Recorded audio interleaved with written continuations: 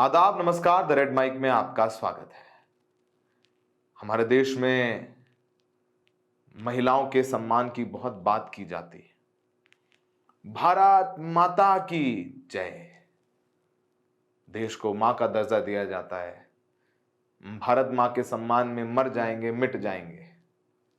लेकिन उसी भारत मां के एक लाल की पत्नी के साथ जो किया जा रहा है वो द्रौपदी के साथ हुए चीरहरण से कम नहीं है।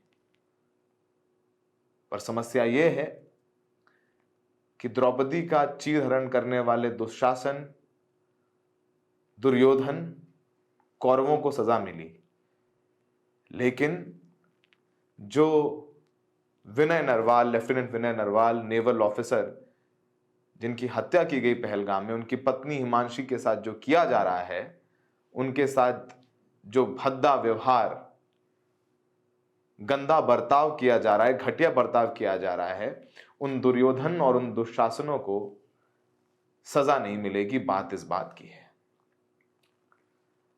हिमांशी ने क्या किया, हिमांशी का गुनाह क्या था कि उन्होंने भारत के संविधान के हिसाब से बात की। जिस तरीके से पहलगाम हमले के बाद देश में कश्मीरियों, मुसलमानों को टारगेट किया जा रहा है, उसको लेकर के उन्होंने एक बयान दे दिया कि मैं नहीं चाहती कि कश्मीरी और मुसलमानों के पीछे जाया जाए। हम शांति चाहते हैं, हां, हम पर साथ में विनय के लिए न्याय भी चाहते हैं। बस इतनी खता हो गई हिमांशी से। वो हिमांशी जिसकी अभी शादी हुई थी, वो अपने पति के साथ कश्मीर घूमने गई थी, उसकी आंखों के सामने उसकी पति को मार दिया गया हो, वो उस गम में बेसुध हो। और ये जब बयान भी दिया इसने, तो उसकी उस वक्त उसकी आंखें सूजी हुई थी। उस दिन उसके पति का जन्मदिन था, विनय नरवाल का जन्मदिन था। करनाल में उसने अपने पति के लिए एक ब्लड डोनेशन कैंप आयोजित किया था। सब खून दे रहे थे, वो खुद खून दे रही थी, लेकिन नहीं। जितनी भद्दी, गंदी, घटिया बातें की गईं, उन सब लोगों का प्रोफाइल हमने देखा। लाखों लाख फॉलोअर्स हैं उन लोगों के।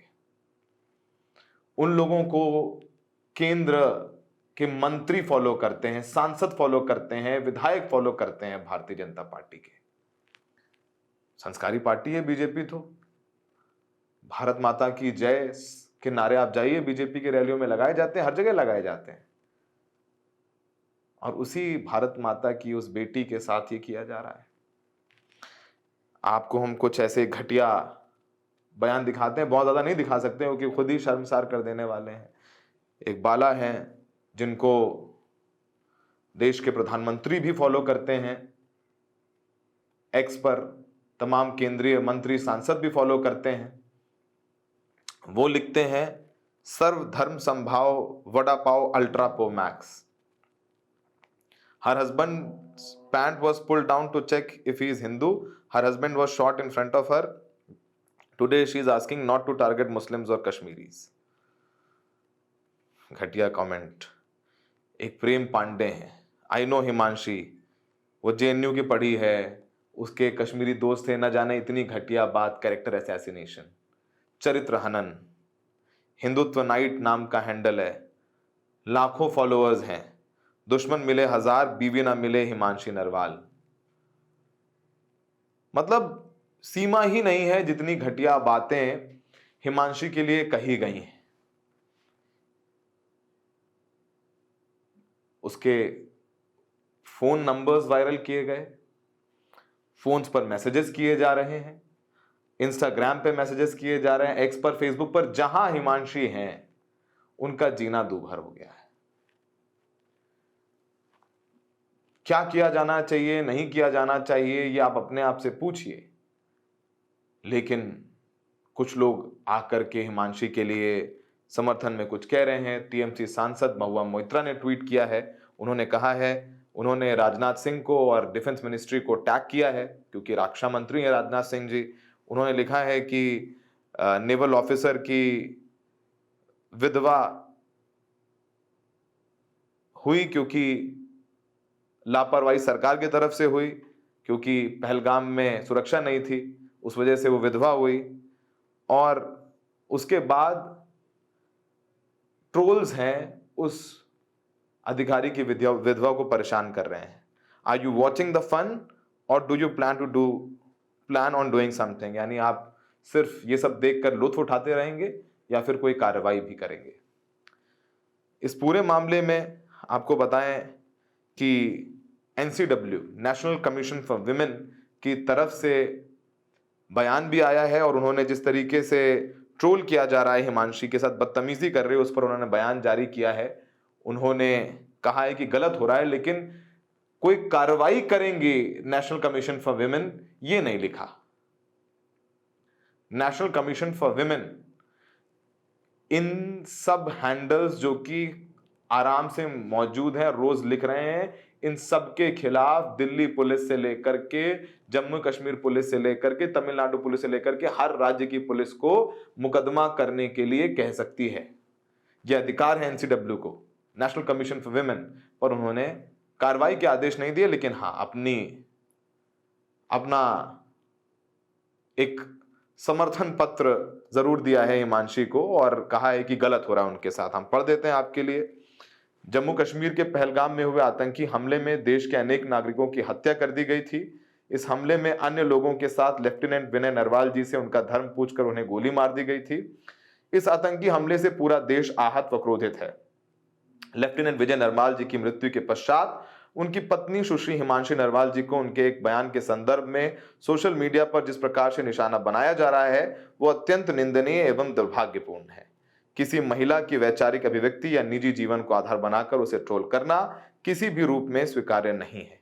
किसी भी प्रकार की सहमति या असहमति को सदैव शालीनता और असंवैधानिक मर्यादाओं के भीतर व्यक्त किया जाना चाहिए। राष्ट्रीय महिला आयोग प्रत्येक महिला की गरिमा और सम्मान की रक्षा के लिए प्रतिबद्ध है रक्षा के लिए। पर कर क्या रही है रक्षा के लिए नेशनल कमीशन फॉर विमेन, ये नहीं बताया। इस पूरे मामले में सांसद दीपेंद्र हुड्डा का भी एक बयान आया है सोशल मीडिया पर। उन्होंने भी अपने एक्स अकाउंट पर लिख करके कहा है कि जो हिमांशी नरवाल के साथ किया जा रहा है वो बेहद घटिया और खराब है। उन्होंने अपने एक्स पर ये बयान जारी करते हुए अपनी सांत्वनाएं भी दी हैं और कहा है, पहलगाम आतंकी हमले में शहीद हुए लेफ्टिनेंट विनय नरवाल की पत्नी हिमांशी को अब नफरती तत्वों द्वारा शांति मानवता की बात करने मात्र से निशाना बनाया जा रहा है। आतंकियों ने उनका सुहाग छीन लिया और ये नफरती शहीद परिवार की गरिमा छीनना चाहते हैं। उन्होंने IT मिनिस्टर अश्विनी वैष्णव को टैग किया है और लिखा है कृपया एक्शन लें, और वो एक्शन कब लिया जाएगा किसी को नहीं पता है। आइए आपको सुनवाते हैं कि हिमांशी ने क्या बयान दिया था, जिसके बाद ये पूरा बवाल हो रहा है। I do not want any hatred towards anybody. This is what is happening. People going against Muslims or Kashmiris, we don't want this. We want peace and only peace. Of course, we want justice. Of course, the people that have done wrong with him should be punished. All of us are going to blood donate today. आपने हिमांशी का बयान सुना। इस पूरे मामले पर हैदराबाद के सांसद और AIMIM के प्रमुख असदुद्दीन ओवैसी ने भी अपना बयान जारी किया है, वो भी सुनिए। कि हमारी बेटी जिसका नाम हिमांशी है, उसके पति को गोली मारकर 6 दिन के बाद शादी करके गए थे, उसका कत्ल कर दिया गया इन आतंकवादियों ने। ये हमारी बेटी हिमांशी का पैगाम देती है, हमारे देश में बसने वाले जो लोग हिंदू मुस्लिम का जहर फैला रहे हैं, वो कहती है कि मैंने अपने पति को खोया, मगर मैं नहीं चाहती कि मुसलमान और कश्मीरियों के खिलाफ नफरत के मज़ाहरे किए जाए। हम उम्मीद करते हैं कि भारत सरकार हमारी इस बेटी जिसने अपने पति को खोया है उसके इस अल्फाज को याद रखेगी, और देश कभी उन लोगों को माफ़ नहीं करेगा जो ऐसे वक्त में बजाय हम मुत्तहिद होकर इन आतंकवादियों से और इन आतंकवाद को प्रमोट करने वाले देश से मुकाबला करें, जो हमारे मुल्क में इसका फ़ायदा उठाकर नफरत को फैलाना चाहते हैं। तो हमने आपके सामने सब कुछ रख दिया। हमने आपके सामने हिमांशी का किस तरीके से चरित्र हनन किया जा रहा है वो भी बताया। कार्रवाई के नाम पर सिर्फ निंदा की नेशनल कमीशन फॉर विमेन ने, वो भी बताया। किस तरीके से हिमांशी को समर्थन मिल रहा है वो भी बताया। तय आपको करना है कि हमारी लड़ाई पाकिस्तान से है, हमारी लड़ाई आतंकवाद से है, कि हमारी लड़ाई अपने ही देश के लोगों से है जो कि विक्टिम हैं उनके। हिमांशी इज अ विक्टिम, वो पीड़ित हैं इस आतंकी हमले की। पर चूंकि उन्होंने एक ऐसी बात कर दी जो हमारे अंदर सड़ा हुआ एक इंसान है, जो धर्म के नाम पर नफरत भरा हुआ है, उसके ईगो को ठेस पहुंच गई तो हम उसको गाली देंगे।